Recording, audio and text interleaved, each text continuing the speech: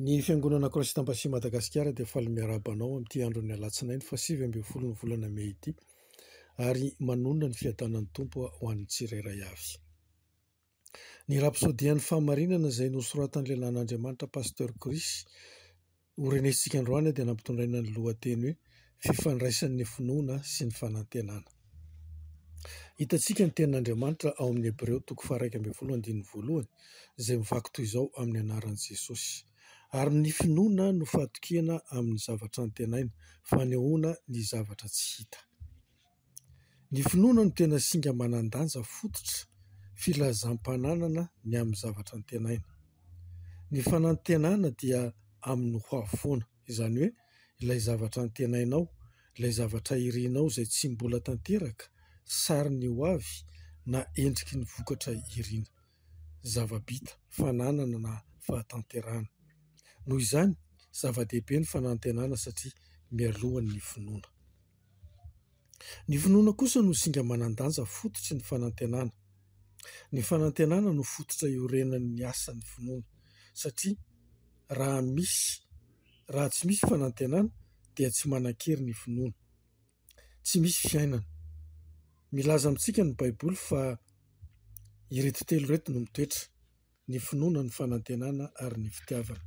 Hitantsika izany ao amin'ny Korintianina 1:17. Na dia manatitrantitra aza izy fa ny fitiavana no lehibe indrindra, dia mampiseho koa fa toetra tena ilaina izy telo ireo. Ireo singa ireo, finoana, fanantenana ary ny fitiavana, dia miavaka ho antsika satria ampahany amin'ny natiora nomen'Andriamanitra antsika izany. Tena zava-dehibe ny fanantenana satria io no manohana antsika ary mampifandray antsika amin'ny ho avy. Sary izy io, sary izay manome ny finoana. Rehefa hitanao ao amin'ny fanantenana ilay izy dia ny finoana no mahatonga azy io ho tena misy. Ny fifandraisana misy eo amin'ny finoana sy ny fanantenana dia nalaina avy amin'ny fanazavana mahafinaritra tamin'ny fomba fiarahan'ny onja sikasinga, onde et particule amin'ny fizika kantika.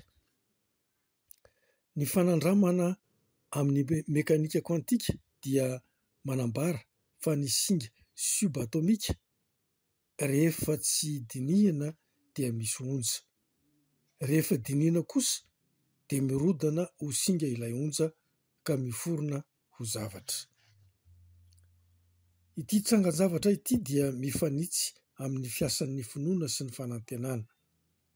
Ny fanantenana dia ny angovo mitondra hery, ny onja, ny fahafahana mety ampitranga zavatra iray. Rehefa mifantoka amin'izany ianao, mandinika izany amin'ny alalan'ny finoana, dia mirodana ho zavatra lasa tena izy io. Efa nohazavain'ny Baiboly izany, zava-misy izany. Mampiseho amintsika izany fa tsy maintsy mialohan'ny finoana ny fanantenana. Ny fanantenana dia manome sary ary ny finoana dia mamadika izany ho zava-misy azo tsapahin-tanana. Raha tsy misy fanantenana dia tsy misy azon'ny finoana atao. Rehefa manana fanantenana ianao dia manana fahafahana hampitranga zavatra ary ny finoana no manetsika izany ka mamadika izay tsy azony tsapahin-tanana hatr'izay ho tonga tena izy. Ndaontsika ary hiaraka hivavaka. Ray malalo, misaotra anao no ireo singa telo mamorona ny finoana, ny fanantenana ary ny fitiavana. Mametraka ny foko amin'izany vinan'ny